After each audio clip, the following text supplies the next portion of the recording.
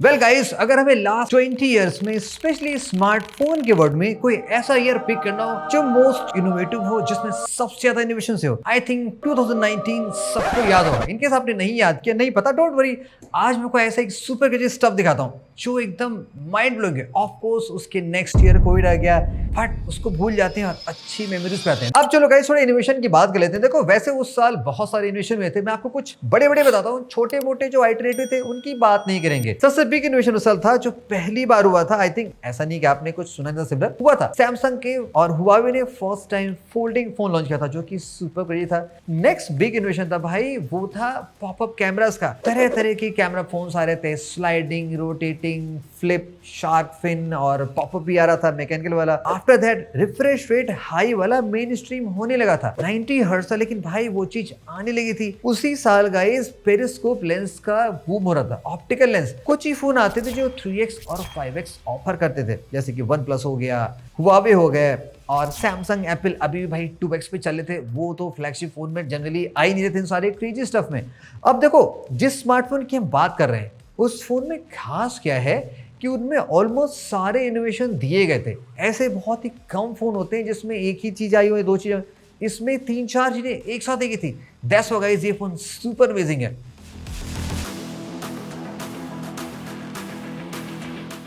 और ये है गाइस दी वन प्लस का 7T AK 7 Pro भी मान सकते हो। मैंने जो फोन बाय किया भाई, ये मैक्लेरन एडिशन है, सुपर लिमिटेड है, ये आपको जनरली नहीं मिलेगा। इसीलिए मैंने कहा था भाई हमारे साथ स्टार्टिंग में स्कैम हो चुका है। अब इस फोन में देखो कमाल क्या था।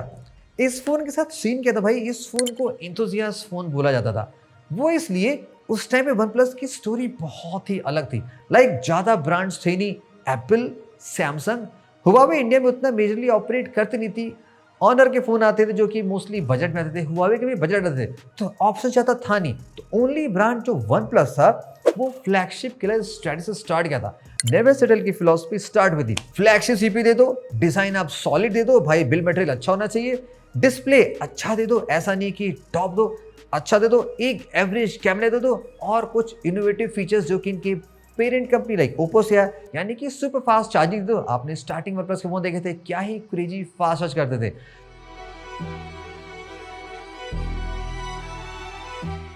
अब इस फोन के आप डिजाइन को देख लो भाई, फोन ऐसा स्लिम ट्रिम फील हो रहा है जैसे लग रहा है कि भाई फोन नहीं, एक मास्टर पीस ऑफ आर्ट है। अब आपने 7 Pro देखा होगा भाई, कलर क्या ही उसका अमेजिंग था, जैसे कि पूरा डिस्प्ले और बैक पैनल आपस में ब्लेंड हो रहा है। उसके एक साल पहले वन प्लस ने 60 मैक्लेरन लॉन्च किया था, जो कि कॉन्सेप्ट फोन था। सोचो क्या कूल फोन था, लेकिन वो मेन स्ट्रीम नहीं हुआ था। नेक्स्ट ईयर मैक्लेरन के साथ वन प्लस ने फिर से पार्टनरशिप की, और इस फोन ने कमाल क्या किया, इसका जो डिजाइन है ना, ये मैक्लेरन के एक क्रेजी सुपर फास्ट कार के डिजाइन पे बनाया गया है। जो इसका पैटर्न आप देखोगे भाई, जो पपाया ऑरेंज कलर दिया गया, जो इसमें अंदर इनसाइड जो पैटर्न बने हैं, उसको आप जब फील करोगे ना, आपको लगेगा भाई क्या ही कॉन्सेप्ट फोन था, बट आप एक्चुअली इसको बाय कर सकते थे। पतला सा फ्रेम है, फोन कितना कंफर्टेबल, रैप पूरा हाथ में। कैमरा मॉड्यूल भाई है ही नहीं, ऑल्दो यहाँ पे 48 MP का हाई मेगापिक्सल था, ट्रिपल कैमरा था, लेकिन किस तरह से कैमरा हाइड हो गया, कितना स्लिम ट्रिप फोन था। सुपर एक्साइटिंग बात कहती भाई, उस वक्त यहाँ पे देखो एक पॉपअप कैमरा था। हुआ क्या था कि जब आईफोन 10 में नॉच आया था, तो वो चीज एकदम ग्राउंड ब्रेकिंग हो गई। भले दिखने में अगली थी, आईफोन ने सिक्योरिटी की वजह से किया था, सभी ब्रांड ने कॉपी करना स्टार्ट कर दिया, सबके अपने तरीके नॉच दे दिए। अब हुआ क्या कि लोग फ्रस्ट्रेट हो गए। 2019 में क्या किया गया कि भाई कैसे नॉच हटाया जाए। तो उसका सिंपल सोल्यूशन था कि भाई नॉच हटाने के लिए सेल्फी कैमरा का डालोगे, या तो अंडर डिस्प्ले कर लो। वो उस वक्त पॉसिबल नहीं था। सैमसंग के फोल्ड में आता, लेकिन भाई इतना मजेदार था नहीं, वो नेक्स्ट ईयर से आता। तो लोगों ने तरह तरह के मैकेनिकल कैमरे ने स्टार्ट कर दिए, कई आते थे। ओप्पो ने शार्क फिन वाला मॉडल दिया, एसुस ने फ्लिप दिया, सैमसंग ने रोटेटिंग दिया, कुछ लोगों ने पॉपअप कैमरा ले लिया, जैसे कि Xiaomi हो गया, वन प्लस हो गया। उसमें एक और इनोवेशन ये किया, स्पेशली लाइक ये फोन देखो, Xiaomi ने उस वक्त पॉपअप कैमरे भाई notification light they the. Can you believe, क्या ही कूल यूज था। तो सोचो उस वक्त क्या इनोवेशन फोन में हो रहे थे भाई, आपको लगेगा भाई हाँ भाई ये मस्त चीज है, चलो बाय करते हैं। इसलिए मैंने कहा था कि लोग इनोवेशन के नाम पे फोन बाय कर रहे थे। तो वन प्लस ने भी भाई वही कैमरा दे दिया, यहाँ पे मजेदार पॉपअप कैमरा है। प्राइवेसी सेंट्रिक लोगों के लिए भाई अभी भी फोन बहुत ही मस्त है। आजकल भाई जैसे क्या ही क्या कांड हो जाता है सेल्फी कैमरे से। अब भाई जब कैमरा अंदर है तो यूज ही नहीं कर पाओगे। तो इस वाले फोन के अलग हिसाब थे। हाँ, ड्रॉबैक था, 2 साल बाद फोन ये हट गई चीजें, क्योंकि भाई ये स्पेस खा रही थी, फोन में वाटर प्रूफिंग नहीं होती थी, तमाम तरीके से थे।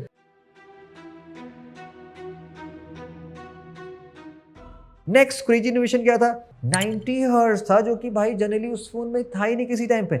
इन लोगों ने कम प्राइस पे 90 हर्ट्ज दिया था, जो कि उस वक्त की एकदम ग्राउंड ब्रेकिंग चीज थी। फिर इसमें और क्रेजी फीचर क्या था, अब चूंकि देखो भाई पॉपअप कैमरा था, तो डिस्प्ले आपको एकदम फुल व्यू एक्सपीरियंस। भाई बेजल तो बहुत कम थे क्योंकि कर्व डिस्प्ले था, वो चीज हट गई। पीपीआई बहुत ज्यादा, 2K रेजोल्यूशन, जो कि उस वक्त ओनली सैमसंग ऑफर करती थी, और इन लोगों ने भी दे रखा था भाई एकदम तबाही। सैमसंग से कम दाम में आपको ऐसे डिस्प्ले मिलने, एकदम ब्रांड न्यू फ्लैगशिप सैमसंग वाले, तो बहुत ही खास था।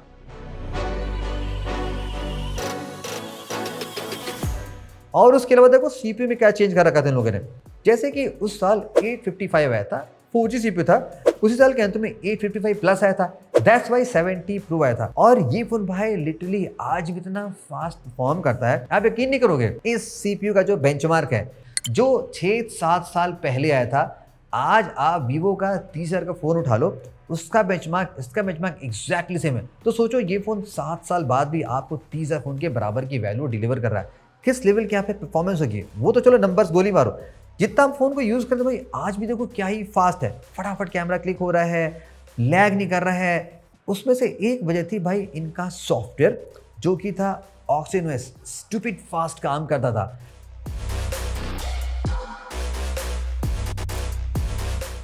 रीजन क्या था भाई, स्टॉक एंड्रॉइड था, और उस वक्त जमाने में क्या था कि बहुत सारे ब्लोटवेयर फोन्स में आते थे भाई, पैसा बनाने का तरीका था। इन लोगों ने 0 ब्लोटवेयर दिया, और लुक इतना अच्छा दिया था, कस्टमाइज इतना अच्छा दे रखा था कि ये लोगों का फैन फेवरेट रॉम था। फॉर द कंपैरिजन रेफरेंस, अगर आप आज का वन प्लस फ्लैगशिप उठाओ और आप ओप्पो का फोन उठा लो, रियलमी का फोन उठा लो, टेक्निकली देखो तीनों फोन अलग हैं, बट सॉफ्टवेयर कितना सिमिलर है, कितना ब्लूटेड है, कितना कॉम्प्लेक्स है। वहीं ऑक्सीनेस कितना सिंपल है और कितना स्टाइलिश है। बाय द वे, जो 70 मैक्लेरेन था, इन्होंने कुछ अलग सी थीम दे रखी थी, जिससे आइकॉन के कलर बदल जाते हैं, सेटिंग में ऑलवेज डार्क मेन्यू होता है, बिकॉज स्पोर्ट्स कार ये लोग थोड़े डार्क कलर में ज़्यादा बनाते हैं। तो कुछ कस्टमाइजेशन प्रीबिल्ट आया था। बॉक्स में क्या खास बात थी, ये आपको एक ओरिजिनल जेन्युइन केवलार का केस प्रोवाइड करते थे, जो कि कार्बन फाइबर टेक्सचर से बनता था। केबल अलग थी और चार्जर कलर अलग था, तो कुछ यूनिक पैकेजिंग से आता था, जो वन प्लस ने अब खत्म कर दिया। ये जो यूनिक कॉन्सेप्ट वाली चीज़ें थी, ये ऑलरेडी अब खत्म हो चुकी हैं, बट ये सुपर कूल होती थी कि यहाँ पे कुछ अलग सी चीज़ें चला रहे हो, जो कि जनरली अब नहीं मिलती हैं।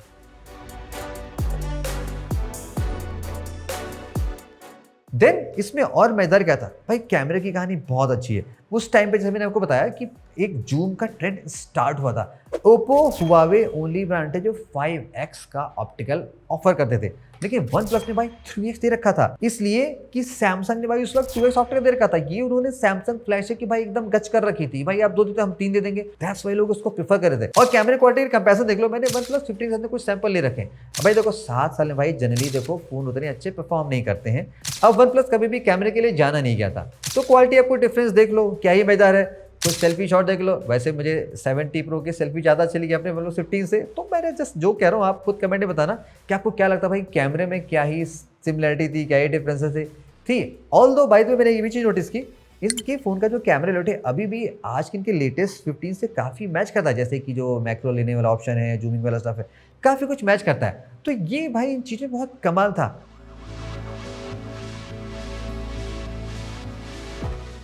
अब चार्जिंग में भाई देखो हंसना मत, उस टाइम पे इन्होंने 30 वॉट की फास्ट चार्जिंग इंडिया में दे रखी थी। इनका जो चार्जर बहुत ही तगड़ा वाला होता था। मैक्लेरेन में भाई इनके कुछ अलग चार्जर थे, वैसे इनकी लाल की भी होती थी, इन्होंने ऑरेंज की भी दे रखी थी। Just for reference, iPhone 10 what support करता था, बॉक्स में ओनली 5 वॉट का चार्जर मिलता था, जो कि आजकल स्मार्ट वॉच भी 5 से ज्यादा चार्ज होती है। तो इनोवेशन देखो क्या था और ये क्या प्रोवाइड करते। तो ये कुछ फीचर्स इसमें थे जो इस फोन को भाई सुपर अपीलिंग बनाते थे। अब देखो एक चीज और हो गई, आप सोच रहे हो कि ठीक है भाई इतना कुछ था तो कमियां क्या थी भाई, ये दाम कैसे बढ़ाते थे। अब इन्होंने कुछ चीजें नहीं दे रखी थी। अब चूंकि भाई यहाँ पे देखो पॉपअप कैमरा था, तो उसकी ड्रॉबैक क्या था कि फोन में आईपी रेटिंग मिलना बहुत मुश्किल आता था। तो इन लोगों ने इस फोन में कोई भी आईपी रेटिंग नहीं दी। वायरलेस चार्जिंग भाई यहाँ पे मिसिंग होती थी, जो कि सैमसंग अदर ब्रांड ऑफर करते थे। तो ये कुछ चीजें कट करके भाई ये लोग 25-30 हज़ार रुपए बचा लेते थे। फॉर ए रेफरेंस, आज जो वन प्लस का लेटेस्ट फ्लैगशिप फोन है, उसमें प्रोटेक्शन भाई ग्लास की उतनी अच्छी नहीं मिलेगी आपको जो इस रेंज में आ रहे हैं। ये भाई लेटेस्ट फ्लैगशिप गोरिल्ला ग्लास के प्रोटेक्शन ऑफर करते थे 5-6, जो कि उस वक्त टॉप एंड होता था। तो सोचो उस वक्त वन प्लस क्या देती थी और अब वन प्लस क्या दे रही है। इंडिया में भाई आपको करंट सीन पता है, ऑफलाइन सीन का पैकअप हो रहा है धीरे धीरे। रीजन बहुत सिंपल है, कॉस्ट बहुत ज्यादा बढ़ गई है एआई की वजह से, फोन्स अच्छे बन नहीं पा रहे हैं, ऑफलाइन प्रेजेंस बनाने के लिए बहुत पैसा डालना पड़ता है, ब्रांड कोशिश करनी पा रही है, तो अब चीजें ऑनलाइन मूव हो रही है। तो ये कुछ रीजन था भाई वन प्लस के अभी तक का डिक्लाइन होने का। लेकिन ये जो वक्त था भाई पीक वन प्लस था, फ़ोन ऐसे होते थे कि चलाने का मन करता था। आज भी अगर ये फ़ोन ये 5G होता तो भाई मैं तो ये फ़ोन चलाता, भाई क्यों मैं 30,000 के घटिया फ़ोन बाय करूँ, मैं ऐसे वाले तगड़े फ़ोन बाय करूँगा। तो दैट्स व्हाई भाई ये फ़ोन ऐसा था कि लाइक आप कह सकते हो everybody love to buy this phone. ऐसे ऐसे फ़ोन आए थे वन प्लस के। आफ्टर दैट 8 सीरीज़ का फ़ोन आया, फिर 8 प्रो आया, 8T आया, फिर 9 आया, 9RT आया, फिर ये एक्सपेरिमेंट करते करते गए। लेकिन फिलहाल बाद में सीन क्या हुआ कि ओप्पो से मर्ज होने के बाद इनका सॉफ्टवेयर कंप्लीटली खत्म होने लगा। ये लास्ट फोन था ऑक्सीनोस 12 के साथ में जो ओरिजिनल वन प्लस रन करता था। और इसको आप देखो कितना सिंपल है, कंट्रोल सेंटर देखो, सेटिंग्स देखो, मेन्यू देखो, भाई क्लास लगता था कि वन प्लस का ऑक्सीनोस में क्या वैल्यू थी। इसीलिए भाई इसके डाई हार्ड फैन है वन प्लस के। मैंने अपना 7T Pro 7T अभी भी बूट लोडर अनलॉक कर रखा है ताकि इसमें लेटेस्ट अपडेट ना आ जाए भाई, क्योंकि वो चीज़ अब दोबारा नहीं मिल सकती। ऑल्दो अब लेटेस्ट टाइम पे इनकी कम्युनिटी अभी भी एक्टिव है, जो होती है ना कि कम्युनिटी जिसमें डेवलपर्स होते हैं, आप इसमें लीनी जो इंस्टॉल करके लेटेस्ट एंड्रॉइड 15 16 इंस्टॉल कर सकते हो। Definitely possible because one plus boot loader unlock करने का फीचर देती थी। तो भाई ये था एक super crazy phone in the past में। अगर आपने चलाया है तो बताना भाई क्या ही फोन था वन प्लस का। आई थिंक अगर जस्ट वन प्लस यही करते, इसी फोन में नया CPU, नया कैमरा, डिस्प्ले भाई 90 था वो लगा कर दे दो और चार्जिंग 100 दे दो, लोग इस फोन को भाई खुशी खुशी बाई करेंगे। 70 McLaren 2026 edition, everybody love to buy it. Let us know your thought, what do you think.